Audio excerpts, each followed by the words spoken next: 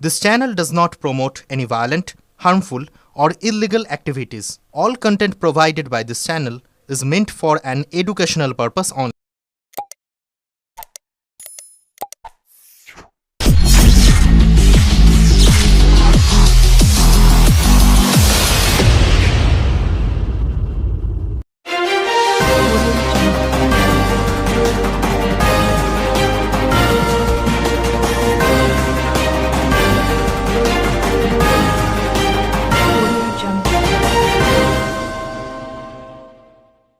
সন্দীপ ঘোষটালা থানার ওসিকে তথ্য প্রমাণ ছাড়াই আন্দোলনের চাপে গ্রেফতার করেছিল সিবিআই। তাদের বিরুদ্ধে চার্জশিট না দিতে পারা এবং জামিন হওয়া প্রসঙ্গে বললেন কল্যাণ বন্দ্যোপাধ্যায়। দেশে কংগ্রেস ও রাজ্যে সিপিএম এর অবদান নিয়েও বিজেপিকে আক্রমণ করেন শ্রীরামপুরের সাংসদ। শ্রীরামপুরের তৃণমূল সাংসদ বলেন, সিবিআই যখন সন্দীপ ঘোষ আর ওসিকে গ্রেফতার করল তখন তাদের বিরুদ্ধে বৃহত্তর ষড়যন্ত্রের অভিযোগ নিয়ে এসেছিল।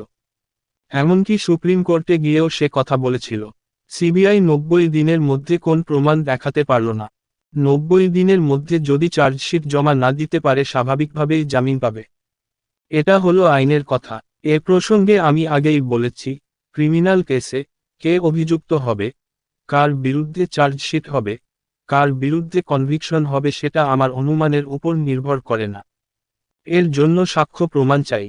কিন্তু আজকে যে জিনিসটা দেখা যাচ্ছে, সিবিআই যে গ্রেফতার করেছিল তা সাক্ষ্য প্রমাণ ছাড়াই করেছিল এবং যারা আন্দোলন করেছিল ডাক্তাররা, এখানে সিপিএম বিজেপি ছিল, তাদের চাপেই সিবিআই এটা করেছে।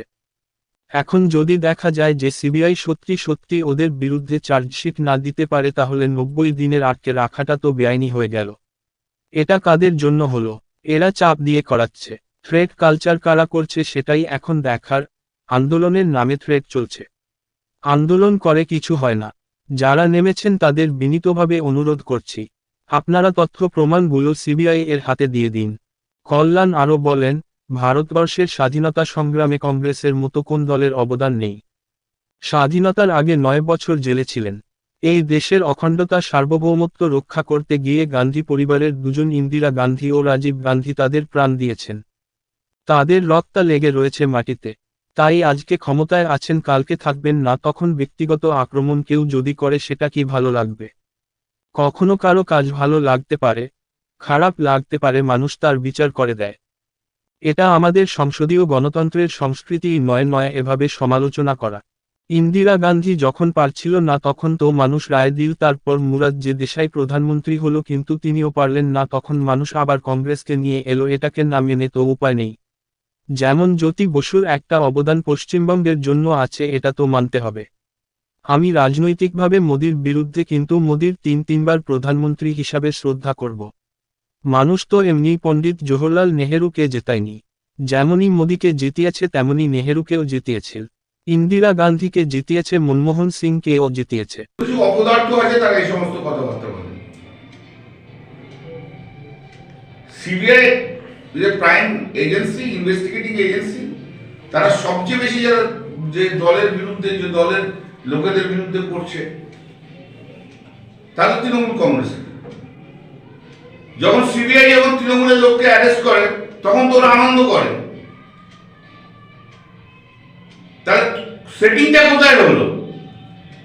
সমস্যাটা কোথায় জানেন? সমস্যাটা অন্য জায়গায়। সিবিআই যখন এই ডক্টর সন্দীপ ঘোষকে আর এই অফিসার ইনচার্জকে অ্যারেস্ট করেছিল তখন বলেছিল যে ওদের বিরুদ্ধে একটা লার্জার কনস্পিরেসির অভিযোগ নিয়ে এসেছিল। সুপ্রিম কোর্টে উঠেছিল, সুপ্রিম কোর্টকেও বলেছিল সেই কথা। কিন্তু সিবিআই কোনো এভিডেন্স আনতে পারলো না আলটিমেটলি 90 দিনের মধ্যে। 90 দিনের মধ্যে যদি চার্জশিটে নাম না দেয়, চার্জশিট যদি না দেয়, অটোমেটিক্যালি সে বের পাবে। এটা তো আইনের কথা। এ প্রসঙ্গে আমি আরেকটা কথা বলবো, যে ক্রিমিনাল কেস কিন্তু কে অভিযুক্ত হবে, কে কার বিরুদ্ধে চার্জশিট হবে, কার কনভিকশন হবে, সেটা আমার পারসেপশনের উপর নির্ভর করে না। সাক্ষ্য প্রমাণ চাই। তাহলে আজকে জিনিসটা দেখা যাচ্ছে, আমি বরঞ্চ অন্যভাবে বলবো যে আজকে পর্যন্ত দেখা যাচ্ছে সিবিআই সেনকে অ্যারেস্ট করেছিল, এই যে ডাক্তাররা যারা রাস্তায় নেমেছে, সিপিএম এর লোক, বিজেপির লোক, তারাই তো রাজপথে নেমেছিল, তাদের চাপে সাক্ষ্য ছাড়া তাকে অ্যারেস্ট করা হলো। আজকে ধরুন যদি সিবিআই কোনো আলটিমেটলি ও সত্যি সত্যি ওদের বিরুদ্ধে কোনো চার্জশিট না দিয়ে থাকে, তাহলে 90 দিনের ডিটেনশনটা তো ইলিগাল হয়ে গেল। তাহলে কাদের জন্য হলো?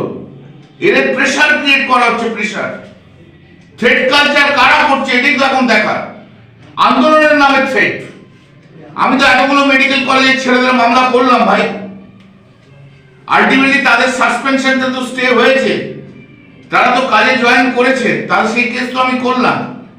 প্রতিটি কেসে রেসিডেন্ট ডক্টরস অ্যাসোসিয়েশন, ডাক্তাররা যেভাবে প্রেশার ক্রিয়েট করে করে ওদেরকে সাসপেন্ড করেছে, হোস্টেল থেকে বহিষ্কৃত করেছে, আনবিলিভেবল।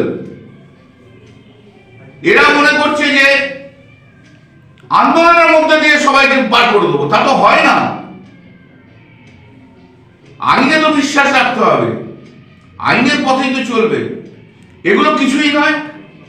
যে সমস্ত রাজনৈতিক দল আজকে পশ্চিমবাংলায় ইররিলিভেন্ট হয়ে গেছে, তারা এই ডাক্তারদের গিনিপিগ হিসেবে সামনে রেখে তারা আন্দোলন করতে চাইছে। আবারও নেমেছে কালকে। কিচ্ছু হবে না, কিচ্ছু হয়ও না। গলার জোরে আর মিছিলে এতে হয় না কিছু।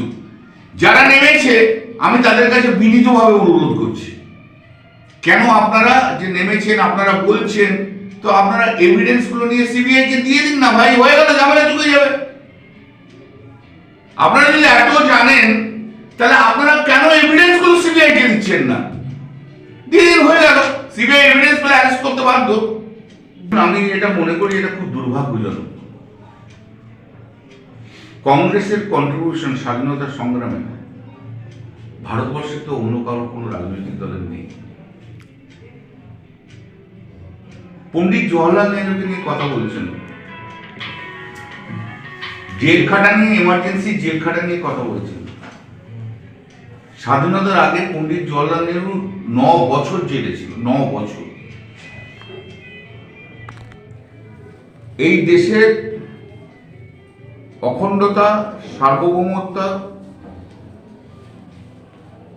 সেটাকে বজায় রাখতে যে গান্ধী ফ্যামিলির দুজন, ইন্দিরা গান্ধী এবং রাজীব গান্ধী, তাদের প্রাণ দিয়েছে।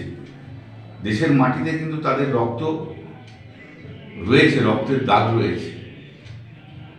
তাদের এইভাবে হেয় করা যায় না, উচিত নয়। আজকে ক্ষমতায় আছেন, কাল ক্ষমতায় থাকবেন না, তখন আপনাকে নিয়ে যখন এরকমভাবে কেউ সমালোচনা করবে, পার্লামেন্টের মধ্যে ব্যক্তিগত অ্যাটাক করবে, তখন কি ভালো লাগবে? কখনো কোনো কাজ ভালো লাগতে পারে, কখনো কোনো কাজ খারাপ লাগতে পারে, মানুষ তার বিচার করে দেয়। কিন্তু তাহলে এটা আমাদের পার্লামেন্টারি ডেমোক্রেসির সংস্কৃতি নয় যে সমালোচনা করবো এভাবে। অ্যামেন্ডমেন্ট তো অনেক হয়েছে, হবে তো। মনে হয় মোদীজি জানেন না, যারা সংবিধানটাকে তৈরি করেছিলেন, যারা ডক্টর বি.আর. আম্বেদকর সহ সবাই বলেছিলেন আমরা একটা খসড়া সংবিধান আমরা ভারতবর্ষে ঢুকে দিলাম, এবং আগামী দিনে যারা সরকারে আসবে তারা প্রয়োজন মতো সংবিধানকে অ্যামেন্ডমেন্ট করবে। এটা ওনাদেরই বক্তব্য ছিল। এবং যতবার সংবিধান অ্যামেন্ডমেন্ট হয়েছে ততবার কেউ না কেউ সুপ্রিম কোর্টে গেছে। সুপ্রিম কোর্ট কখনো সংবিধানকে ঠিক বলেছে অ্যামেন্ডমেন্ট, কখনো বলেছে ঠিক নয়, হয়ে গেছে। আমি এমার্জেন্সির ফেভারের লোক নই, এগুলো আমার সব ব্যক্তি, যা বলছে আমার সব ব্যক্তিগত কথাবার্তা।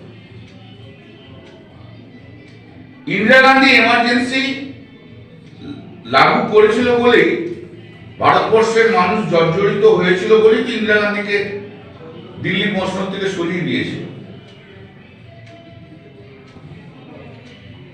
কিন্তু সেই ভারতবর্ষের মানুষই 3 বছর পর ইন্দিরা গান্ধীকে থাম্পিং মেজরিটিতে ভারতবর্ষের প্রধানমন্ত্রী করেছে, এটাও তো অস্বীকার করতে পারবেন না। ইন্দিরা গান্ধীর প্রতি নরেন্দ্র মোদীর কোথাও বিদ্বেষ থাকতে পারে, কিন্তু ভারতবর্ষের মানুষ যে ম্যান্ডেট দিয়েছে সেই ম্যান্ডেটের বিরুদ্ধে আপনি কি করে বলবেন? ইন্দিরা গান্ধী চলে যাওয়ার পর মোরারজি দেশাইরা যখন মোরারজি দেশাই প্রধানমন্ত্রী হলেন, চরণ সিং প্রধানমন্ত্রী হলেন, তখন তারা চালাতে পারলো না সরকার। তা তো প্রমাণিত হলো যে গান্ধী ফ্যামিলি সরকার চালাতে পারে তখনকার সময়।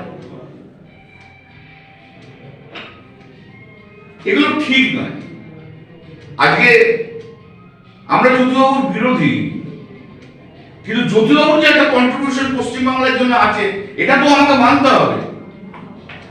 আমি নরেন্দ্র মোদীর বিরোধী রাজনৈতিকভাবে, কিন্তু নরেন্দ্র মোদীকে প্রাইম মিনিস্টার হিসেবে শ্রদ্ধা করবো, 3-3বার জিতে এসছেন, তার নিশ্চয়ই কন্ট্রিবিউশন আছে, তাই জন্য মানুষ জেতাচ্ছে।